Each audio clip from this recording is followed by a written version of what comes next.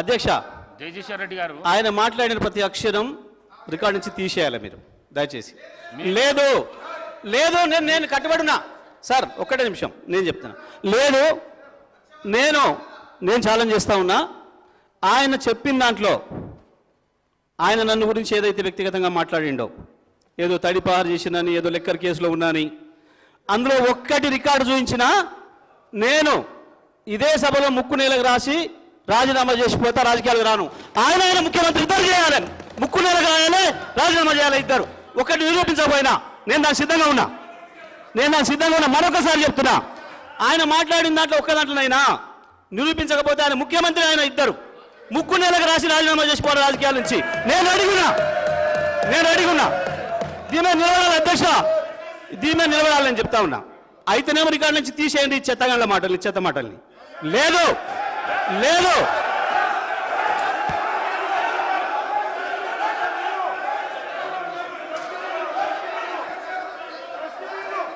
గౌరవ సభ్యుడు చెప్పినట్టు నేను చెప్పిన మర్డర్ కేసులలో అతని పేరు 16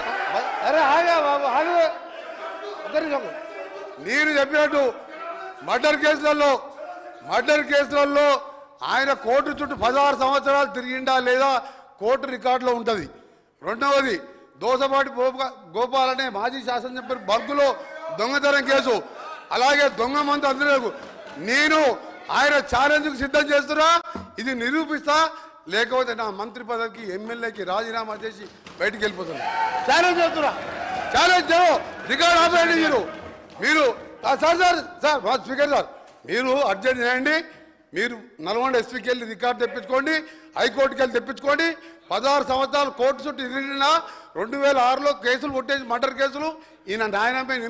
నేను ఆయన ఛాలెంజ్కు సిద్ధంగా చెప్తున్నాను, రాజీనామా చేస్తా మంత్రి పదవికి ఎమ్మెల్యేకి. నువ్వు ఇక మొన్న గెలిచిన 2000 3000తో గెలిచినావు, నీ జీవితంలో రావు. నువ్వు మళ్ళీ చదువుకు నీ ఛాలెంజ్ ఒప్పుకుంటున్నా. ఆ రికార్డు తెప్పండి.